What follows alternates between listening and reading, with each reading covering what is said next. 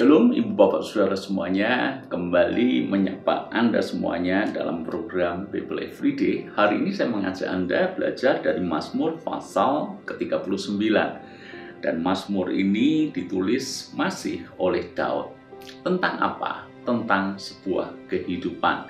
Kalau Anda membaca di dalam ayat yang pertama sampai dengan ayat yang ketiga, maka ini menceritakan bagaimana Daud pun mengalami masa-masa sulit, fase tergelap dalam hidupnya, fase pergulatan hidup yang cukup panjang.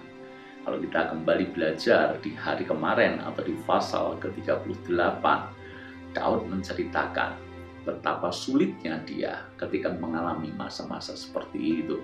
Maka di dalam pasal 39 ayat yang ketiga, Daud berkata, "Aku keluh, aku diam, aku membisu, aku jauh dari hal yang baik, tetapi penderitaanku makin berat." Daud mengakui bahwa penderitaannya seolah-olah tidak bertambah ringan atau masalahnya tidak segera selesai, tapi malah menjadi lebih berat. Makanya di dalam ayat yang kelima Daud berkata, "Ya Tuhan, beritahukanlah kepadaku ajalku dan apa batas umurku, supaya aku mengetahui betapa fananya aku." Daud pun berkata kepada Tuhan, kapan ajalnya datang, kapan batas umurnya. Maka ketika membaca Mazmur Daud ini, saya sebenarnya cukup tergelitik. Tergelitik dengan apa? Tergelitik dengan beberapa orang yang berkata ingin hidup 1000 tahun lagi. Kenapa ada orang berkata, "Aku ingin hidup 1000 tahun lagi"? Ya mungkin saja karena orang itu mengalami hal yang baik. Orang itu mengalami semua yang nyaman, semua kemudahan, berada dalam puncak keberhasilan, apa yang diinginkan terwujud, apa yang dimaui dia dapatkan. Maka kalau kondisinya seperti itu, wajar kalau dia ingin hidup 1000 tahun lagi. Tetapi kalau mengalami seperti Daud, mungkin juga akan berdoa dan berkata seperti Daud, "Kapan ajalku? Kapan batas umurku?"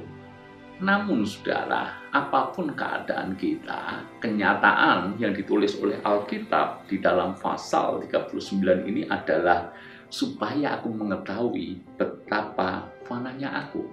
Jadi kalau Anda baca di dalam ayat yang kelima, itu adalah inti Mazmur 39. Bahwa hidup ini adalah fana. Ayat yang ketujuh, "Ia hanyalah bayangan yang berlalu." Artinya hidup kita ini secepat bayangan. Bayangan tidak selalu ada. Kadang muncul, kadang juga tidak ada bayangan lagi. Hidup itu seperti itu. Sangat cepat. Sangat berlalunya sedemikian singkat. Ia hanya mempeributkan yang sia-sia dan menimbun, tetapi tidak tahu siapa yang merauhnya nanti. Ayat ini tentu saja menjadi peringatan buat kita semuanya, khususnya kita yang menjalani hidup dengan ambisi yang sangat besar. Saya tidak menyalahkan orang-orang yang punya ambisi, merentangkan, meregangkan hidup dan potensinya lebih luar biasa lagi. Mengejar kekayaan, menjadi orang yang lebih kaya lagi, menjadi orang nomor 1 dan seterusnya. Tetapi marilah kita berpikir, karena hidup ini ada batas waktunya. Dan Tuhan sudah berkata, manusia itu sesungguhnya fana. Seperti rumput kering, pagi segar, sore sudah layu. Seperti bunga yang didandani dengan sangat cantik. Ketika bermekaran terlihat sangat indah, tapi tidak lama kemudian juga menjadi layu dan kering. Buat apa kita susah payah mempeributkan hal yang sia-sia? Kita menimbun kekayaan, mengejar kekuasaan, mendapatkan lebih banyak dan lebih banyak lagi.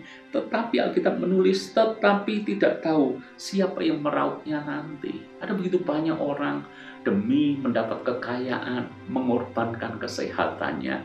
Lalu setelah dia mendapatkan semua yang dia inginkan, karena kesehatannya dikorbankan demi mendapatkan itu, maka yang menikmati bukan dia, justru orang lain, dan entah siapa yang meraupnya nanti, entah siapa yang menikmati dari hasil jerih lelahnya secara luar biasa.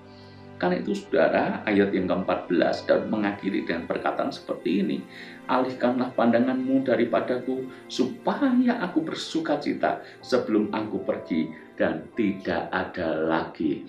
Jadi Daud mengatakan bahwa sebelum aku pergi, sebelum aku mengakhiri hidup yang fana ini, mari alihkan pandanganmu kepadaku ya Tuhan. Daud pun menyadari bahwa hal yang paling penting di dalam hidup sesungguhnya adalah Tuhan. Tidak ada yang bisa menggantikan akan hal itu. Pencarian akan sebuah jati diri, kekayaan, pengakuan, prestasi, keberhasilan. Ini dicari oleh banyak orang. Hanya sedikit orang yang benar-benar mencari Tuhan, sumber daripada kekekalan itu sendiri. Mencari sesuatu yang fana dan mengorbankan sesuatu yang kekal adalah sebuah kebodohan. Itu sebabnya saya kadang-kala sedih melihat ada orang Kristen yang demi uang, demi kekayaan, demi jabatan, menukarkan imannya demi mendapatkan semuanya itu. Hal yang berharga ditukarkan dengan sangka. Apa kata Paulus? Bukankah demikian? Hal yang bernilai kekal ditukarkan dengan hal yang fana. Nanti setelah dia bisa menimbun mendapatkannya, siapa yang meraupnya, siapa yang menikmatinya, kemungkinan besar bukan orang yang mendapatkannya dengan susah payah itu. Saya berdoa hal ini tidak terjadi dalam hidup kita semuanya. Mari lakukan bagian kita, bekerja dengan rajin, punya visi yang besar, tetapi jangan sampai kita justru mengorbankan hal-hal yang bernilai kekal untuk hal-hal yang fana. Kita bisa menikmati secara bersama-sama, menikmati Tuhan, menikmati kebahagiaan. Namun pada saat yang sama, Tuhan bisa mengangkat dan memberkati kita. Bukankah hidup yang seperti ini adalah hidup yang indah? Tuhan berkati.